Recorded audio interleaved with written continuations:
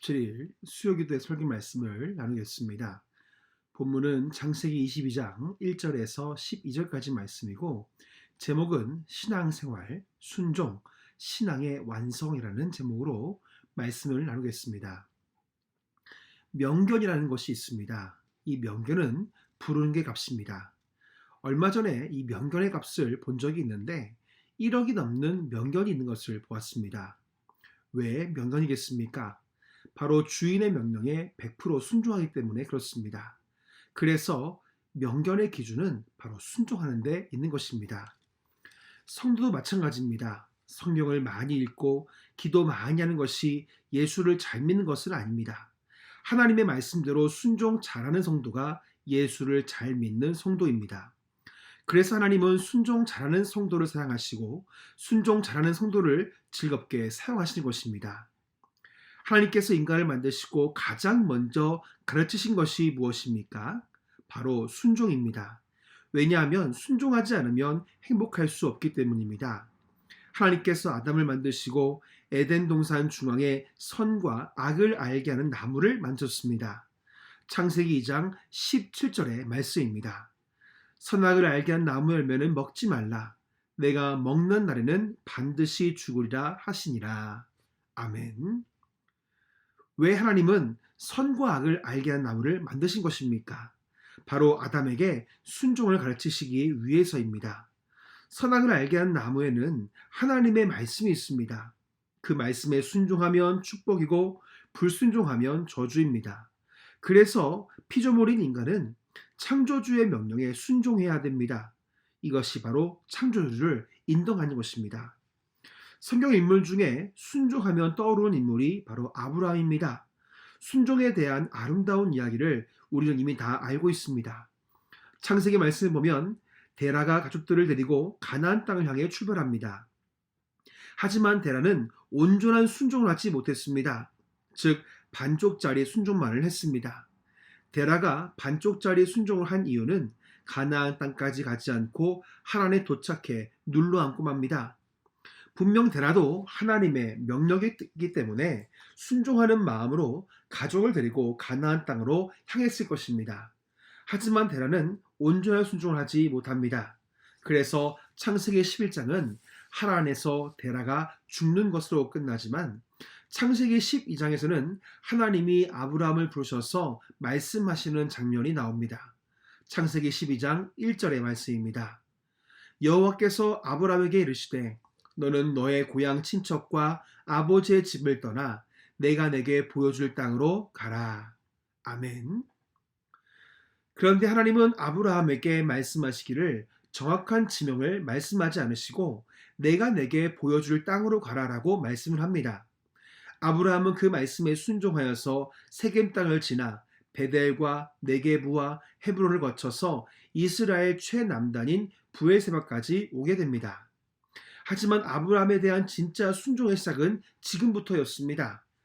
하나님이 아브라함에게 100세의 아들을 주셨습니다. 바로 이삭인데 그 이삭이 태어난 후 15년이 지나서 아브라함이 115세가 되던 해에 하나님이 아브라함을 부르십니다.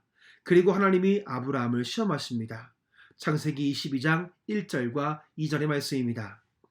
그 일 후에 하나님이 아브라함을 시험하시려고 그를 부르시되 아브라함아 하시니 그가 이르되 내가 여기 있나이다. 여호와께서 이르시되 내 아들 내 사랑하는 독자 이삭으로 데리고 모리아 땅으로 가서 내가 내게 일러준 한 산 거기서 그를 번제로 드리라. 아멘. 하나님이 아브라함에게 주신 시험은 보통 시험이 아닙니다.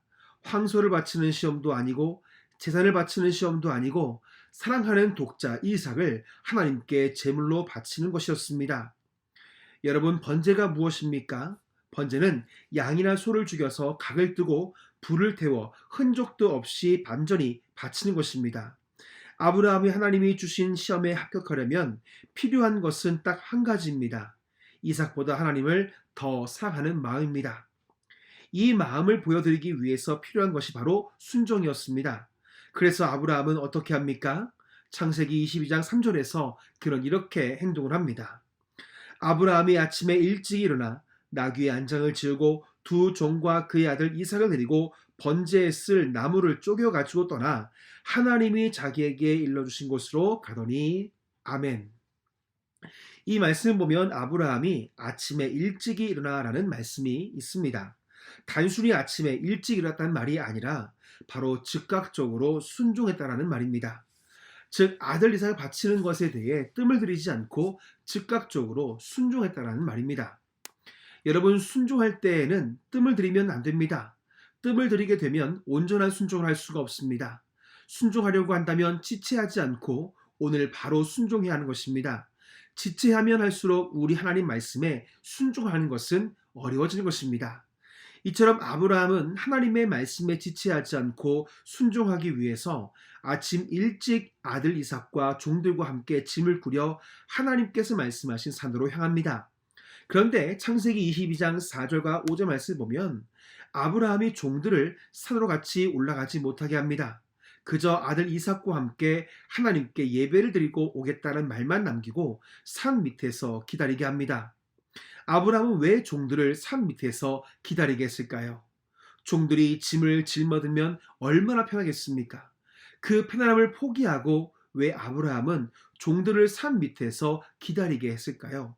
그 이유는 바로 하나님 말씀에 순종하는 것에 방해받지 않기 위해서 그랬던 것입니다. 아브라함의 종들이 같이 올라오게 되면 아들 이삭을 바칠 때 그 종들이 아브라함을 막지 않겠습니까? 그렇게 되면 하나님께서 내신 시험에 합격할 수가 없을 뿐만 아니라 하나님 말씀에 순종할 수 없기 때문에 아브라함은 먼저 순종할 수 없게 만드는 요인들을 제거하기 위해서 종들을 산 밑에 기다리게 했던 것입니다. 우리가 하나님 말씀에 순종하기 위해서 필요한 것은 순종에 방해되는 것을 제거해야 합니다. 우리가 하나님께 예배하기 위해서 예배에 방해되는 것을 제거해야 온전히 하나님을 예배할 수 있듯이 우리가 하나님 말씀에 순종하기 위해서는 순종에 방해되는 것들을 제거해야만 온전한 순종을 할 수 있는 것입니다. 그래서 우리 하나님 말씀에 온전히 순종할 수 있도록 우리는 지혜를 달라고 기도해야 됩니다. 하나님 말씀에 온전히 순종할 수 있도록 그 순종할 수 있는 환경을 주시도록 우리가 또한 기도해야 하는 것입니다. 하나님께 순종하는 것이 우리에게 얼마나 큰 복인지 누구봐도 사탄은 잘 알고 있습니다. 그래서 우리가 하나님 말씀에 순종하기 위해서 무엇보다 순종하는 일을 결단하는 그런 마음을 방해하는 존재가 바로 악한 마귀 사단인 것입니다. 그래서 여러분, 생명의 삶 큐티지 보면 이 순종하는 것이 얼마나 어려웠고 힘들지를 잘 말해주고 있는 그런 내용이 있습니다. 순종과 불순종의 차이는 종이 한 장 차이 같은데 그 결과는 엄청 산반된다. 순종하는 자녀에게는 복이 허락되지만 불순종하는 아기는 끝내 저주를 받게 된다. 우리는 당연히 하나님께 순종해야 한다는 것을 알지만 그렇게 살지 못하게 하는 게 함정이다. 내 생각과 고집을 하나님 앞에 완전히 내려놓지 않고는 순종할 수 없다. 이스라엘이 모세를 통해서 순종하라는 명령을 계속해서 들었음에도 불구하고 끝내 불순종하여서 타락했던 것처럼 말이다. 순종하는 것은 생각보다 어렵다. 이런 내용입니다. 이 말처럼 이 순종하는 것이 생각보다 어렵기 때문에 우리는 아브라함처럼 순종을 방해하는 것들을 제거하고 즉각적으로 순종하지 않으면 온전히 순종할 수 없다는 것을 우리는 기억해야 됩니다. 본문 창세기 22장 7절부터 9절까지 말씀입니다.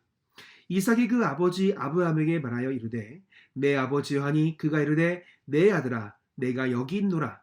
이삭이 이르되 불과 나무는 있거니와 번제할 어린 양은 어디 있나이까. 아브라함이 이르되 내 아들아 번제할 어린 양은 하나님이 자기를 위하여 친히 준비하시리라 하고 두 사람이 함께 나아가서 하나님이 그에게 일러주신 곳에 이른지라. 이에 아브라함이 그곳에 제단을 쌓고 나무를 벌려놓고 그의 아들 이삭을 결박하여 제단 나무 위에 놓고. 아멘. 아브라함은 이삭을 번제로 드리라는 말씀에 순종하기 위해서 이삭의 두 팔과 두 다리를 묶어서 제단 나무 위에 올려놓습니다. 양을 제물로 드리기 위해 제단을 쌓고 나무를 쌓는 것이 아니라 아들 이삭을 위해서 제단을 쌓고 있는 것입니다. 아들 이삭이 누구입니까? 아브라함의 전부이자 아브라함 자신입니다. 아브라함은 지금 자신의 전부를 드리기 위해 제단을 쌓고 있는 것입니다. 아브라함 당시 나이 115세이고 이삭은 15살입니다. 115세 할아버지가 15살의 힘있는 청소년을 어떻게 묻고 결박할 수 있겠습니까? 몸부림치면 결박할 수가 없는 나이의 아브라함인데 어떻게 쉽게 이삭을 결박할 수 있었겠습니까? 이것이 가능한 이유는 이삭 역시 자신이 하나님께 드려질 제물로 동의했기 때문에 가능한 것입니다. 쉽게 말해 이삭 역시 아브라함처럼 순종의 사람이었던 것을 말해주는 중요한 장면입니다. 아브라함과 이삭의 이 아름다운 순종이 만나 드디어 아브라함이 칼을 들어서 이삭을 데리는 순간 하나님께서는 어떻게 하십니까? 본문 11절과 12절의 말씀입니다. 여호와의 사자가 하늘에서부터 그를 불러 이르시되 아브라함아 아브라함아 하시는지라. 아브라함이 이르되 내가 여기 있나이다 하매 사자가 이르시되 그 아이에게 내 손을 대지 말라. 그에게 아무 일도 하지 말라. 내가 오늘 내 아들 내 독자까지도 내게 아끼지 아니하였으니 이제야 내가 하나님을 경외하는 줄을 아노라. 아멘. 하나님께서 아브라함에게 뭐라 말씀하십니까? 내가 하나님을 경외하는 줄을 아노라라고 말씀하십니다. 무슨 뜻입니까? 내가 하나님보다 더 사랑하는 것이 없는 줄을 내가 이제 알았다라는 그 뜻입니다. 여러분, 신앙생활이 무엇입니까? 하나님 말씀에 순종하는 것입니다. 하나님보다 더 사랑하는 것이 있다면 하나님 말씀에 순종하는 것이 어려워지는 것입니다. 그래서 순종이 어렵다는 것입니다. 결국 하나님은 하나님 말씀에 순종하는 사람을 귀하게 여기시는 것입니다. 그래서 사무엘상 15장 22절에 이런 말씀이 있습니다. 사무엘이 이르되 여호와께서 번제와 다른 제사를 그의 목소리를 청중하는 것을 좋아하신 같이 좋아하시겠나이까? 순종이 제사보다 낫고 듣는 것이 순양의 기름보다 나으니. 아멘.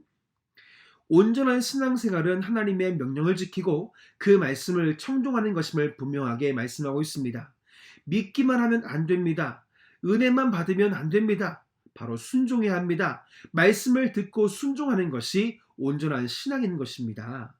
그래서 이 순종의 3대 법칙이 있는데 그 법칙에 대해서 잠시 말씀을 드리자면 첫 번째 법칙은 무엇이냐면 즉시 순종의 법칙입니다. 순종은 내일 하는 것이 아니라 오늘 하는 것입니다. 즉시 순종하지 못하면 순종은 불가능하기 때문입니다. 두 번째 법칙은 기쁨의 순종의 법칙입니다. 즉시 순종하되 기쁘게 순종해야 됩니다. 투덜대고 불평하고 원망하면서 순종하는 자녀는 부모의 기쁨이 될 수가 없는 것처럼 기쁨으로 순종하는 하나님의 자녀가 되어야 한다는 것입니다. 세 번째 법칙은 온전한 순종의 법칙입니다. 노아와 같이 순종할 때는 하나님께서 말씀하신 대로 다 순종하는 것이 온전한 순종입니다. 내가 하고 싶은 것만 골라서 하는 순종은 온전한 순종이 아닌 것입니다. 사랑하는 성도 여러분, 모든 신앙생활을 아름답게 완수하는 것은 바로 순종입니다. 하나님은 모든 제사보다 더 기쁘게 받으시는 제사가 순종이라는 것을 말씀하고 있듯이 기도하다가 말씀을 읽다가 여러분 마음의 순종에 대한 마음을 주었다고 한다면 지체하지 말고 순종하십시오. 하나님은 그런 사람을 통해서 일하시고 복을 주십니다. 오늘 우리 성도님들이 순종함으로써 하나님의 기쁨이 되고 복을 누리는 그런 귀한 축복된 삶이 되기를 간절히 축복합니다.